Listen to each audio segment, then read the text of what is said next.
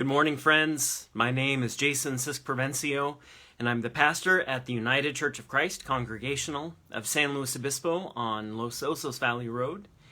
And I'm here on this Monday morning with a peace nugget from Richard Rohr. He begins by sharing a quote from Hildegard of Bingen. Hildegard said, "Humanity too is God's creation. But humanity alone is called to cooperate with God in the creation." And Hildegard lived in the 12th century, I believe. Richard Rohr continues, in his letter to the church in Rome, Paul writes, "From the beginning until now, the entire creation, as we know, has been groaning in one great act of giving birth." Creation didn't happen at once by a flick of the divine hand, and it is not slowly winding down toward Armageddon or tragic apocalypse. Creation is, in fact, a life-generating process that's still happening and still winding up. Friends, that's good news right now. We now know the universe is still expanding, and at an ever faster rate, which means that we are part of God's creative future. As Sister Ilia Delio says so well, we can read the story of our 13.7 billion-year-old universe as the rising up of divine love incarnate, which bursts forth in the person of Jesus, who reveals love's urge toward wholeness through reconciliation, mercy, peace, and forgiveness. I see a couple of good mornings from my friends Tammy and Jen. Good morning, you two. Welcome. It is great to see you.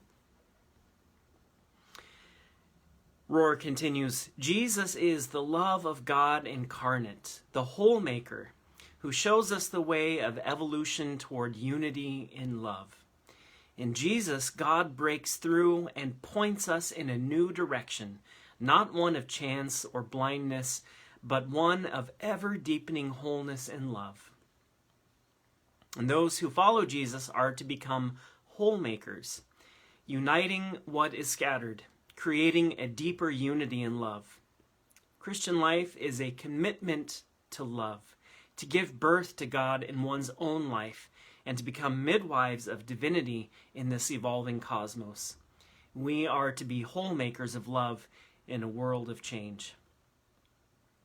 And then Rohr concludes by saying, the common Christian understanding that Jesus came to save us by a cosmic evacuation plan is really very individualistic, petty, and even egocentric. It demands no solidarity with anything except oneself. We whittled the good news down into what Jesus could do for us personally and privately, rather than celebrating God's invitation to participate in God's universal creative work.